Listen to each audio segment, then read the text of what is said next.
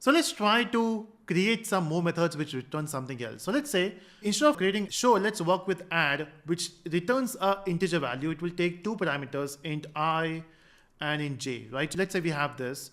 And even before we go with the Lambda expression, let's try to create normal objects. I will say a obj equal to new a. And then we can also go with creating a different class, or we can go for an anonymous class. Now we are used to it, right?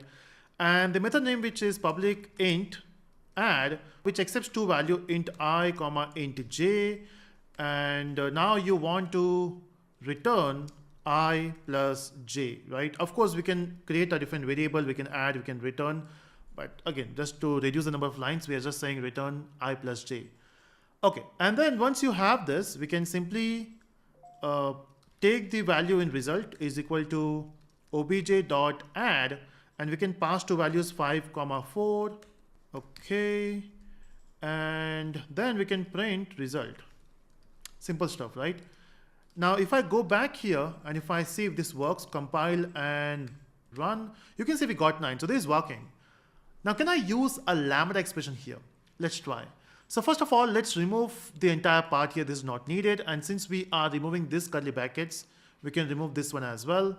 So remove and remove. And then we just have to put a arrow here. Okay, just missed one semicolon. Okay, so one more thing, as we know that this is optional. I mean, we only have one statement, right? So we don't need to put curly brackets, so we can remove that one as well. Things are working. Okay, let me just run this before removing it to see if everything is working. Compile and run. Oh, it's still working. And now I can do one more thing. We can remove these curly brackets. Now we can write everything in one line. As you can see, there's one thing. Whenever you have one statement and that to the statement is return, you cannot write return, just return. So you have to remove that as well. So whatever you mention here actually becomes a return type. Okay, so when you have one statement which is return, which is an expression, you can see I plus j is an expression, it becomes a return type or return value. One more thing, you can remove this int and int as well.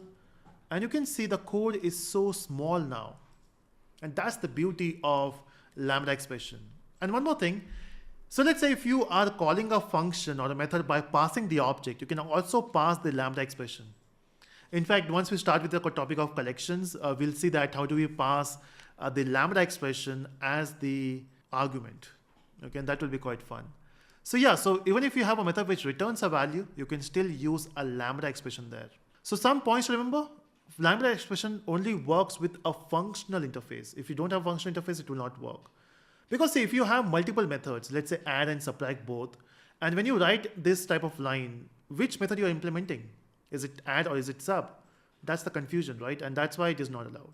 So Lambda expression works only with the functional interface. So yeah, that's about a functional interface which has a method which returns something.